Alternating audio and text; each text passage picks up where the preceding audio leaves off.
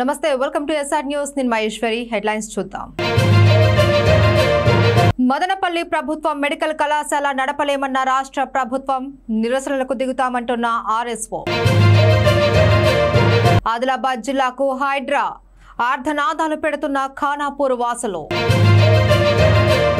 అనుమానాస్పద రీతిలో గృహిణి మృతి, కొడుకు పుట్టలేదు అని భర్తే హత్య చేశాడు అని ఆరోపిస్తున్న బంధువులు.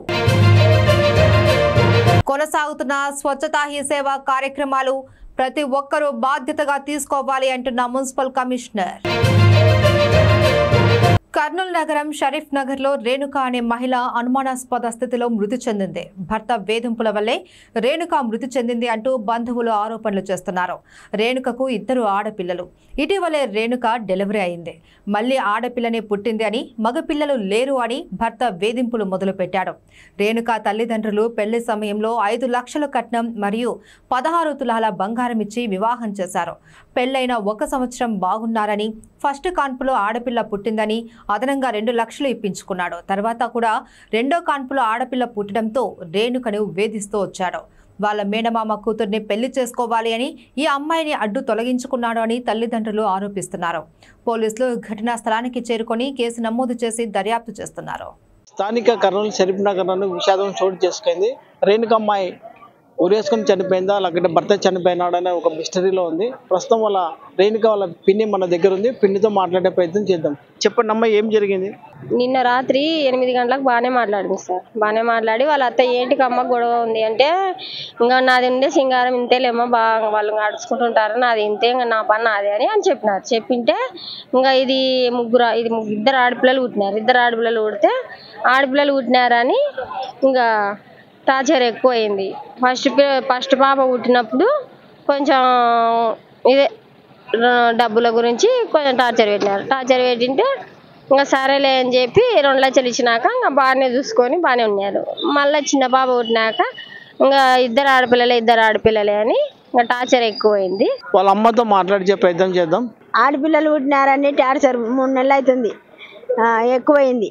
మళ్ళీ ఫస్ట్ ఆడపిల్లప్పుడు కొంచెం మామూలుగా ఒక రకంగా ఉండేది. ఇంకా 2వ బాబు పుట్టిన నుంచి ఇంకా టార్చరు, బాధలు పెట్టడము. నా కొడుకు పెళ్లి చేస్తా, కట్నం తక్కువ తెచ్చినావు, నా కొడుకు పెళ్లి చేస్తా అని ఇంకా పెట్టినారు. సరేలేని ఏదోలే అని చెప్పినాం. చెప్పి చెప్పి పెద్ద మనుషుల కాళ్ళ కాడ చెప్తే చార్జ్ చేయములే, ఏమన్నాంలే, బాగా చూసుకుంటుంది ఇది అన్నారు. ఇంకా వాళ్ళకాడికి వీళ్ళకాడికి పోతానే చంపేసినారు సార్. రాత్రి చంపేసినారు. ఏంతో చంపినారు, ఇంకా పోస్ట్ మార్టం అయితే చేయలే ఇంతవరకు అయితే. రాత్రి చంపినారు. నా పిల్లల లెక్కనే ఇంకొకరికి జరగకూడదు. అత్త, మామ, మొగుడు 4 కలిసి చంపినారు. వాళ్ళ నాన్న కూడా ఉన్నారు. వాళ్ళ నాయనతో కూడా అడిగి మాట్లాడి ప్రయత్నం చెప్పండి అన్న, ఏం జరిగింది నీ బిడ్డకి అన్నాయం? సార్ ఇది రాత్రి అయితే 8 గంటలప్పుడు మాట్లాడినాం సార్. బాగానే మాట్లాడింది. ఏమ్మా తిన్నారా అంటే, లేమ్మా తినలే. మనవరాలు, మా పెద్ద మనవరాలు రోజు మాట్లాడే, తాత తిన్నారా, అవ్వ తిన్నారా అని మాట్లాడుతుంది. నేను బయటకు వచ్చిన వచ్చి మాట్లాడింది.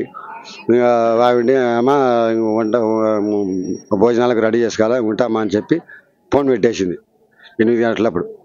వెనక మేము అప్పటికి అన్నం తిన్నారమ్మంటే, లేమ్మ తినేది నేను బయటకు వచ్చిన, మీ నాన్న వచ్చినాడు, ఇప్పుడు తినాలమ్మని నేను తినాలమ్మా అని చెప్పిన అని అన్నం తిని బయటకు వచ్చా సార్.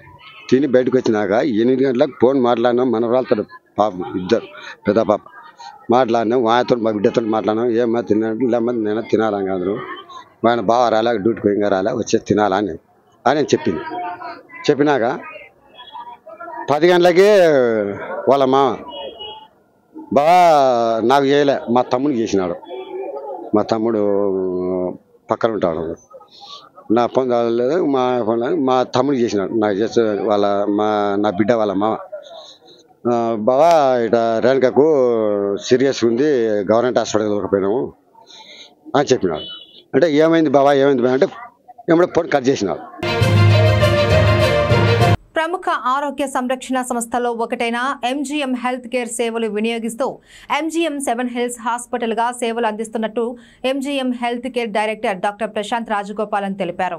సిరిపురం స్థానిక హోటల్లో శుక్రవారం ఏర్పాటు చేసిన మీడియా సమావేశంలో రాజగోపాలన్తో పాటు wing commander CEO MK Bose సమక్షంలో నూతన లోగోని ఆవిష్కరించారు.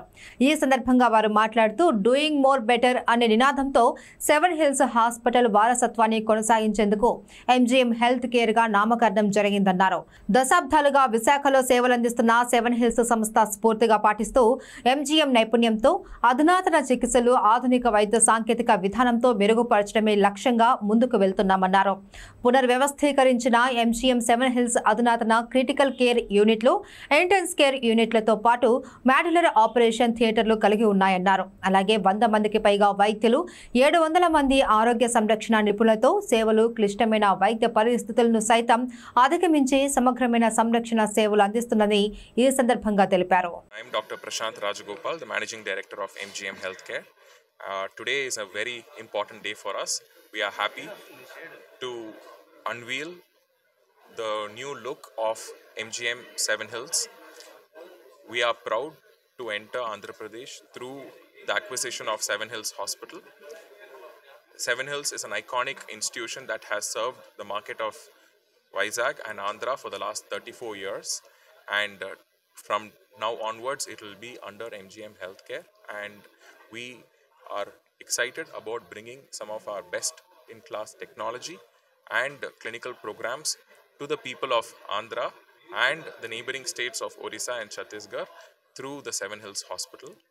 7 Hills is blessed with some of the best clinical talent, and we are happy to continue serving the people of Andhra through the best of doctors that 7 Hills has. Thank you. Sorry. We are excited about expanding our footprint within the state of Andhra Pradesh. 7 Hills will be the first hospital of MGM Healthcare in the state of Andhra, and we look forward to expanding the network into few more hospitals in the next few years. Next, we look forward to setting up a cancer center, and from there onwards set up other facilities in different parts of Andhra to serve the public of Andhra Pradesh. Thank you. ఈరోజు Chennai based MGM group 7 Hills hospital సక్సెస్ఫుల్గా take over చేసి logo launch మొదలెట్టారు. అందరికీ ఈ స్టేట్లో and పక్కన స్టేట్లో మేము బాగా కేటరింగ్ చేసి సక్సెస్ఫుల్గా అందరినీ ట్రీట్మెంట్ చేస్తామని కోరుకుంటాం.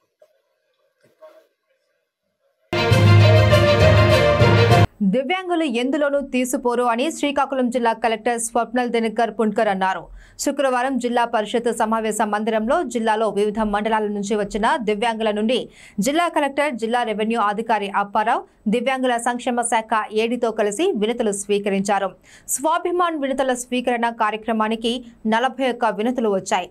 ప్రతి అర్జీని సంబంధిత ప్రధాన అధికారులు వ్యక్తిగతంగా పరిశీలించి ఎండార్స్మెంట్ ఇవ్వాలి అని తెలిపారు. జిల్లా కలెక్టర్ స్వప్నిల్ దినకర్ పుణ్కర్ మాట్లాడుతూ ప్రతి నెల 3వ శుక్రవారం దివ్యాంగులకు ప్రత్యేక గ్రీవెన్స్ నిర్వహించడం జరుగుతుందన్నారు. దివ్యాంగులు ఎందులోనూ తీసిపోరని చెప్పారు. వారు ఆర్టీసీ బస్సుల్లో సులువుగా ప్రయాణించేందుకు మెరుగైన సౌకర్యాలు ఏర్పాట్లు చేయనున్నట్లు తెలియజేశారు. ఈ కార్యక్రమంలో DPO Venkateswararao, Zilla Parishad CEO Venkataraman, RNB CE John Sudhakar, జిల్లా వైద్య ఆరోగ్య అధికారిని డాక్టర్ బి మీనాక్షి తదితరులు పాల్గొన్నారు.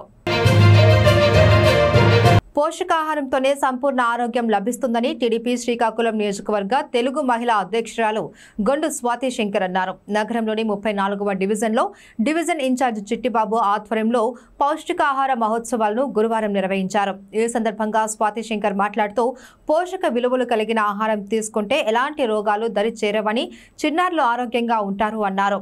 పిల్లల ఎదుగుదల, శారీరక, మానసిక వికాసం కోసం అంగన్వాడీ కేంద్రాలలో చేర్పించాలన్నారు.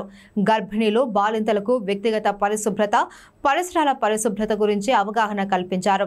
సమతుల ఆహారం తీసుకోవడం ద్వారా రక్తహీనతను అరికట్టవచ్చునని సూచించారు. గర్భిణీలు ఆరోగ్యకరమైన ఆహారాన్ని సమృద్ధిగా తీసుకుంటేనే ఆరోగ్యవంతమైన శిశువులను జన్మించగలరని తెలిపారు. స్వచ్ఛతా హీ సేవ కార్యక్రమంలో భాగంగా పులివెందుల మున్సిపల్ కమిషనర్ రాముడు తన సిబ్బందితో కలిసి మున్సిపల్ కార్యాలయం నందు స్వచ్ఛతా హీ సేవ 2024 కార్యక్రమాన్ని నిర్వహించారు. ఈ సందర్భంగా ఆయన సిబ్బందితో కలిసి మున్సిపల్ కార్యాలయ ఆవరణంలో ఉన్న పిచ్చి మొక్కలను తొలగించి పరిసరాలను శుభ్రపరిచారు. అనంతరం ఆయన మాట్లాడుతూ పరిసరాల పరిశుభ్రతను ప్రతి ఒక్కరూ బాధ్యతగా తీసుకొని పులివెందుల పట్టణాన్ని స్వచ్ఛ పులివెందులుగా తీర్చిదిద్దేందుకు సహకరించాలి అని కోరారు.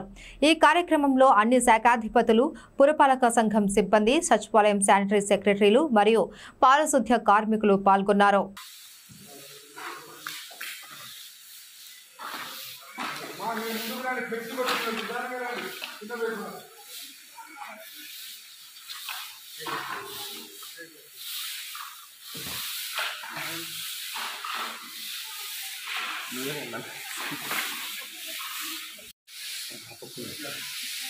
సెంటర్ రండి.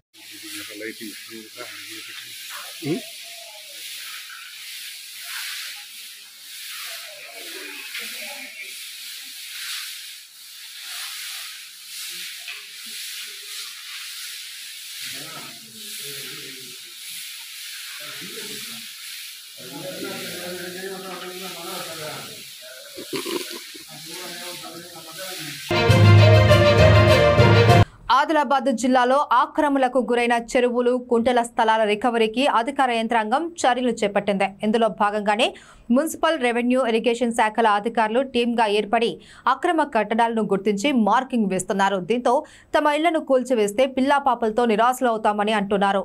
అధికారులతో వాగ్వాదానికి దిగారు కాలనీవాసులు. హైదరాబాద్లో అక్రమ కట్టడాలను కూల్చివేస్తున్న హైడ్రా క్రమక్రమంగా ఉమ్మడి ఆదిలాబాద్ జిల్లాకు పాకింది. ఆదిలాబాద్ జిల్లా కేంద్రంలోని ఖానాపూర్ చెరువును కబ్జా చేసి కొన్ని వందల ఇళ్లను నిర్మించగా అధికారులు అక్రమ కట్టడాలను గుర్తించి మార్కింగ్ వేస్తున్నారు. దీంతో ఖానాపూర్, అంబేద్కర్ నగర్ కాలనీల ప్రజలు అధికారులతో వాగ్వాదానికి దిగారు. 50 ఏళ్లుగా నివాసం ఉంటున్న తమకు అప్పటి కాంగ్రెస్ ప్రభుత్వం ఇందిరమ్మ ఇళ్లను నిర్మించి ఇచ్చిందని పేర్కొన్నారు. ఇంటి ట్యాక్స్తో పాటు నల్ల, కరెంటు బిల్లులు చెల్లిస్తున్నామని, తమకు ప్రత్యామ్నాయం చూపించిన తర్వాతనే ఇళ్లను తొలగించాలి అని డిమాండ్ చేశారు. ఎన్నికల్లో ఇచ్చిన హామీలను నమ్మి మంచి చేస్తారు అని కాంగ్రెస్ పార్టీని గెలిపిస్తే పేదల ఇళ్లను కూల్చివేస్తున్నారని ఆవేదన వ్యక్తం చేశారు. పేదల ఉసురు తగిలి రేవంత్ రెడ్డి సర్కార్ కూలిపోతుందని శాపనార్థాలు పెట్టారు. అలాగే మంచిర్యాల మున్సిపాలిటీ పరిధిలో సైతం అక్రమ కట్టడాలను కూల్చేందుకు అధికారులు దూకుడు పెంచారు. ఇటీవలే చెరువులో నిర్మించిన 5 అంతస్తుల భవనాన్ని నేలమట్టం చేయగా మరికొన్ని ఇండ్లకు మార్కింగ్ వేసి కూల్చేందుకు సిద్ధమవుతున్నారు. దీంతో అక్కడ కూడా అధికారులను ప్రజలు ఎక్కడికక్కడ అడ్డుకొని ఆర్ధనాదాలు పెడుతున్నారు. చావనైనా చస్తాము కానీ ఇళ్లను మాత్రం కూల్చివేయనివ్వమని తెగేసి చెప్తున్నారు. కాంగ్రెస్ కండువాతో నాయకులు తమ వార్డుల్లో కనిపిస్తే వారికి తగిన శాస్తి చేస్తామని హెచ్చరించారు. ఈ ఖానాపూర్ ఏరియాలో దగ్గర 114 ఎకరాల FTL బౌండరీలో సబ్మర్జెన్స్ ఏరియా ఉన్నది. ఇప్పుడు చూస్తే అంత లేదు. ఇటు కొంచెం మన వాళ్ళు ఎంక్రోచ్మెంట్ చేసేసారు. ఆ ఎంక్రోచ్మెంట్ ఎన్ని ఇల్లు అయినాయో ప్రతి ఇల్లుకు సర్వే చేస్తున్నాం. వాళ్ళ ఆధార్ కార్డు నెంబర్, వాళ్ళ కరెంటు బిల్లు అన్నీ తీసుకుంటున్నాం. దీనికి క్యాచ్మెంట్ ఏరియా దగ్గర 4.8 స్క్వేర్ కిలోమీటర్. ఇది కుమ్మరికుంట నుంచి అక్కడ నుంచి వచ్చే వాటర్ మొత్తము MTV ఖానాపూర్లోనే వస్తుంది. ఇప్పుడు దీనికి సెంట్రల్ గవర్నమెంట్ ఒక స్కీమ్ SPT అంటే సివరేజ్ ట్రీట్ ప్లాంట్ అనేసి ఒకటి వచ్చింది మనకు. అది ఆ బ్రిడ్జ్ దగ్గర పెడతారు. అంటే ఆ వచ్చే సివరేజ్ వాటర్ ఉంటుంది చూడు, డ్రైనేజ్ వాటర్ను ట్రీట్మెంట్ చేసేసి చెరువులో వేస్తారు. కొన్ని రోజుల తర్వాత చెరువు కూడా ప్యూరిఫై అయిపోతుంది. దానికోసమే కలెక్టర్ సాబు ఒక 4 టీంలు ఫామ్ చేసేసి ప్రతి టీంకు ఇన్ని హౌజెస్ అనేసి పెట్టి సర్వే చేసేసి మొత్తం కలెక్టర్కు మేము రిపోర్ట్ ఇస్తాం. రిపోర్ట్ ఇచ్చినాక కలెక్టర్ డిసిషన్ తీసుకుంటాం. ప్రత్యామ్నాయం ఇవ్వకుండా ఎట్లా చేస్తారు? కంపల్సరీ ప్రత్యామ్నాయం ఉంటుంది. వీళ్ళకి ఏదో ఒకటి దారి చూపిస్తారు కలెక్టర్ సార్. గవర్నమెంట్ చూపించకుండా అంత ఇది కాదు. వాళ్ళు గవర్నమెంట్ చూస్తారు, ప్రత్యామ్నాయం ఇస్తారు, ఎక్కడో చూపిస్తారు కదా. ఉపాధి చూపించకుండా చేయలేరు అనుకుంటున్నాను.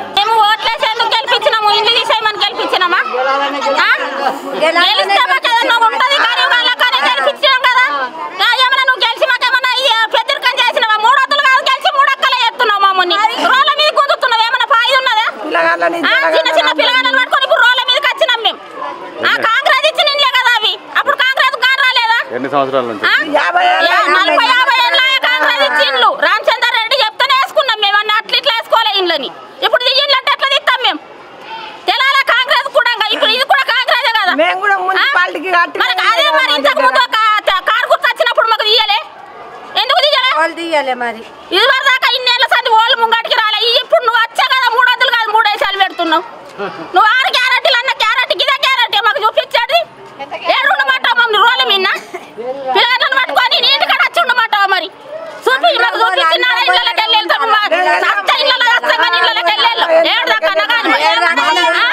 ఇప్పుడు నాకు పెళ్ళి అయిన నుంచి నాకు పెద్ద కొడుకు పుట్టిన నుంచి ఇక్కడనే ఉన్నాం సార్. వచ్చి ఇక్కడ ఇండ్లు వేసుకున్నాం, జాగలేక ఇక్కడ ఇండ్లు వేసుకున్నాం.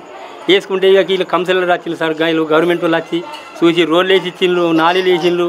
ఇందిరమ్మ పథకం కాంగ్రెస్ రావాలంటే కాంగ్రెస్ గెలిపిస్తే సార్ ఇందిరమ్మ పథకం ఇండ్లు తెచ్చిండు సార్.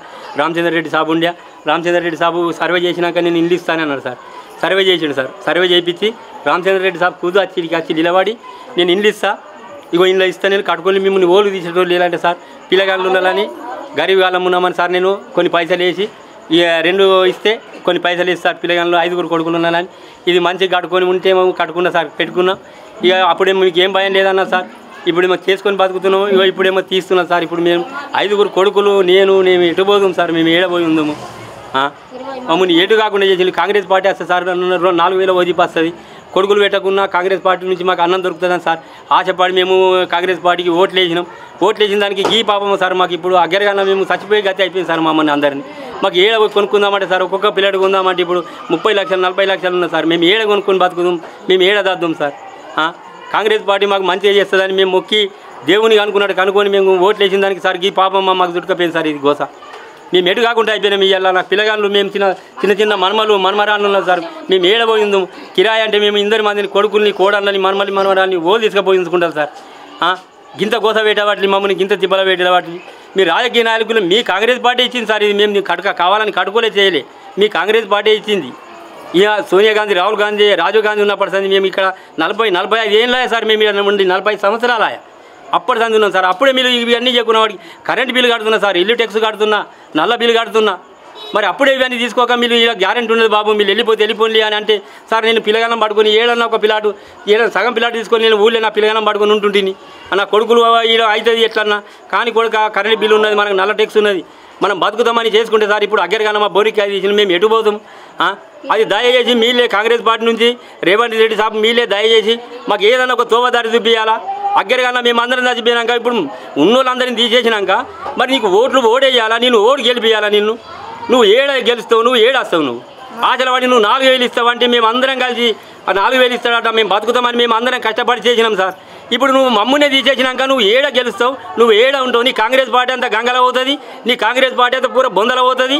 నువ్వు సుఖపోయి గంగల పడతావు, నువ్వు మా ఉసురు తలిగి నువ్వు నాశనం అయిపోతావు, నువ్వు ఉండనే ఉండవు. నువ్వు మేము మా కలకల కలిగిందనుకో పెద్దోళ్ళ తలగదు. ఇప్పుడు 2 నంబర్ దందా చేసిన వాళ్ళకు 4 ఇళ్ళు ఉన్నాయి సార్. వాళ్ళకు మీకు దండం పెడతాం, వాళ్ళకి 4 ఇళ్ళు, ఒక్క ఇంట్లో ఉంటారు, 2 ఇళ్ళు ఊళ్ళో పెడితే 1 ఇల్లు ఉంటారు. మాకు ఉన్నది 1 ఇల్లు. మీ కాంగ్రెస్ పార్టీ ఇచ్చింది సార్, లేకపోతే మేము ఉండకపోతుంది. మీ కాంగ్రెస్ పార్టీ ఇచ్చి మమ్మల్ని తీసుకొచ్చి గుగ్గుండ పెట్టించి ఇవాళ అగ్గరగానే తీస్తున్నారు కదా. మీ కాంగ్రెస్ పార్టీ నాశనమవుతుంది. నువ్వు సుగర్ రేవంత్ రెడ్డి నువ్వు ఏ కారు కన్నా తలిగి, నువ్వు ఏడన్నా తలిగి, నువ్వు ఏమన్నా నువ్వు నాశనం అయిపోతావు. మా కళ్ళ ముందట మా ఉసురు తలిగి, మా అందరి ఉసురు తలిగి నువ్వు నాశనం అయిపోతావు. నువ్వు ఉండనే ఉండవు, నువ్వు కళ్ళకు కానరావు. నువ్వు మా కళ్ళ ముంగట చచ్చిపోతావు. మమ్మల్ని ఇంత అనవసరం పెడుతున్నావు కదా, మా కళ్ళ ముంగట నువ్వు నాశనం అయిపోతావు. నువ్వు అందరినీ తీసుకొచ్చి గంగల పెడుతున్నావు. నువ్వు గరీబ్ కాలం మమ్మల్ని బతుకులే నువ్వు తోవ చూపిస్తావని ఆశలు పడ్డాం మేము. అట్లనే వాటికి నిన్ను నాశనం చేస్తుండే.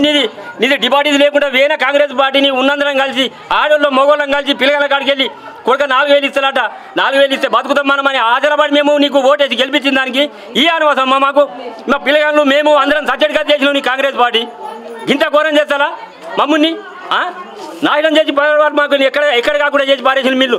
నీ కాంగ్రెస్ పార్టీ నువ్వు వచ్చినవనుకో, కాంగ్రెస్ పార్టీ వాడు ఓడన్నా కానీ మా ఆడకట్టుకు మేము ఉన్న జాగ్రత్తకు వచ్చిందంటే తుకుడాలు చేసేస్తామని మదనపల్లె పట్టణంలోని సబ్ కలెక్టర్ కార్యాలయం ఎదుట రాయలసీమ స్టూడెంట్స్ ఆర్గనైజేషన్ ఆధ్వర్యంలో విద్యార్థులతో నిరసన తెలియజేసి కార్యాలయంలో ఏవో పద్మావతికి వినతిపత్రం అందజేశారు. రాయలసీమ స్టూడెంట్స్ ఆర్గనైజేషన్ రాష్ట్ర అధ్యక్షులు జగన్ మాట్లాడుతూ ఈ విద్యా సంవత్సరానికి సంబంధించి 5 ప్రభుత్వ మెడికల్ కళాశాలలు అందుబాటులోకి రావాల్సి ఉండగా సెకండ్ ఫేజ్ లో పాడేరు, పులివెందులకు నేషనల్ మెడికల్ కౌన్సిలింగ్ వారు ఎంబీబీఎస్ సీట్లు కేటాయిస్తూ ఉత్తర్వులు జారీ చేశారు అని తెలిపారు. కూటమి రాష్ట్ర ప్రభుత్వం పాడేరుకు 50 సీట్లు చాలు, పులివెందుల మెడికల్ కళాశాల అన్ని వసతులతో పూర్తయినా దీన్ని తాము నడపలేము అని చేతులెత్తేసిందని రాయలసీమ స్టూడెంట్స్ ఆర్గనైజేషన్ విమర్శించారు. అదేవిధంగా మదనపల్లి ఆదోని మెడికల్ కళాశాలను కూడా తాము నడపలేమని నేషనల్ మెడికల్ కౌన్సిలింగ్ అథారిటీ వారికి చంద్రబాబు నాయుడు లేఖ రాయడం పేద మధ్యతరగతి విద్యార్థులకు వైద్య విద్యను అందించడంలో మోసం చేసినట్టే అని వారు విమర్శించారు. దీన్ని బట్టి చూస్తే వైద్య విద్యను ప్రైవేటీకరణ చేసే దిశగా కుట్ర జరుగుతుందని వాపోయారు. ప్రతిపక్షంలో ఉన్నప్పుడు సెల్ఫ్ ఫైనాన్స్ విధానాన్ని రద్దు చేస్తామని చెప్పిన ప్రభుత్వం 107, 108 జీవోను రద్దు చేస్తామని చెప్పి యథావిధిగా కొనసాగించడం అంటే వైద్య విద్యను అమ్మడం కాదా అని వారు ప్రశ్నించారు. రాయలసీమ పట్టభద్రుల ఎమ్మెల్సీ ఎన్నికల సమయంలో విద్యార్థులకు, నిరుద్యోగులకు ఉద్యోగ అవకాశాలు కల్పిస్తామని చెప్పి ప్రభుత్వం మెడికల్ కళాశాలల విషయంపై నోరు ఇప్పకపోవడంలో ఆంతర్యం ఏమిటి అని ప్రశ్నించారు. ఈ ప్రాంత విద్యార్థులను, నిరుద్యోగులను ఓట్ల సీట్ల కోసం వాడుకున్నారు తప్ప సమస్యలపై స్పందించడంలో రాయలసీమ పట్టభద్రుల ఎమ్మెల్సీ నిర్లక్ష్యం వహిస్తున్నారని వారు విమర్శించారు. వైద్య విద్య కోసం విదేశాలకు వలస వెళ్తున్నటువంటి విద్యార్థులు కోట్లు పెట్టి నష్టపోతున్న సంగతి ప్రభుత్వం గుర్తుంచుకోవాలి అని కోరారు. తక్షణమే రాష్ట్ర ప్రభుత్వం వీటన్నింటినీ గమనించి ఎన్ఎంసీకి రాసిన లేఖను ఉపసంహరించుకొని మదనపల్లి మెడికల్ కళాశాలను అన్ని వసతులతో పూర్తి చేసి వైద్య విద్యార్థులకు న్యాయం చేయాలి అని, లేని పక్షంలో విద్యార్థులను చైతన్యం చేసి ఉద్యమాలకు శ్రీకారం చుడతామని రాయలసీమ స్టూడెంట్స్ ఆర్గనైజేషన్ రాష్ట్ర ప్రభుత్వాన్ని హెచ్చరించింది. ఈ కార్యక్రమంలో విద్యార్థులు మదన్ నాయక్, వంశీ సురేష్, నరేష్ వినయ్ తదితరులు పాల్గొన్నారు.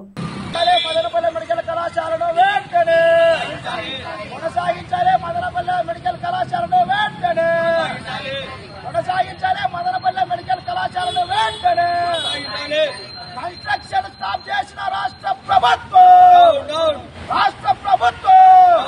మెడికల్ కళాశాల కన్స్ట్రక్షన్ స్టాప్ చేసిన రాష్ట్ర ప్రభుత్వం మెడికల్ కళాశాల కన్స్ట్రక్షన్ స్టాప్ చేసిన రాష్ట్ర ప్రభుత్వం అధికారులు రాష్ట్ర ప్రభుత్వం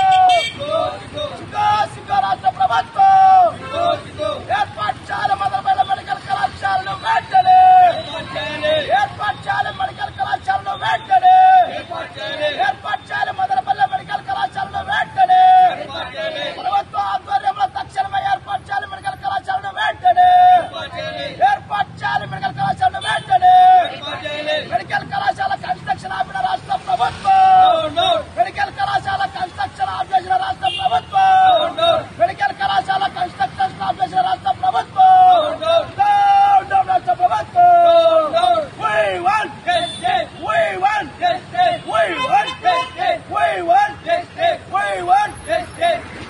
కొనసాగించాలి.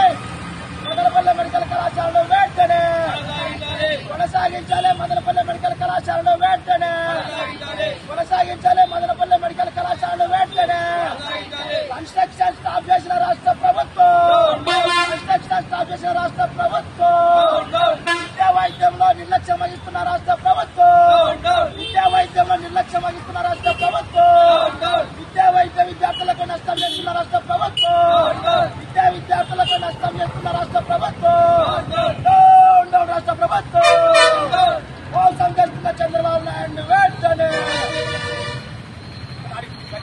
బులెటిన్ ముగించే ముందు హెడ్లైన్స్ మరొకసారి. మదనపల్లి ప్రభుత్వ మెడికల్ కళాశాల నడపలేమన్న రాష్ట్ర ప్రభుత్వం, నిరసనలకు దిగుతామంటున్న ఆర్ఎస్ఓ. ఆదిలాబాద్ జిల్లాకు హైడ్రా, ఆర్ధనాదాలు పెడుతున్న ఖానాపూర్ వాసులు. అనుమానాస్పద రీతిలో గృహిణి మృతి, కొడుకు పుట్టలేదు అని భర్తే హత్య చేశాడు అని ఆరోపిస్తున్న బంధువులు. కొనసాగుతున్న స్వచ్ఛతా హీ సేవ కార్యక్రమాలు ప్రతి ఒక్కరూ బాధ్యతగా తీసుకోవాలి అంటున్న మున్సిపల్ కమిషనర్. ఇవి బులెటిన్ అప్డేట్స్. నమస్తే.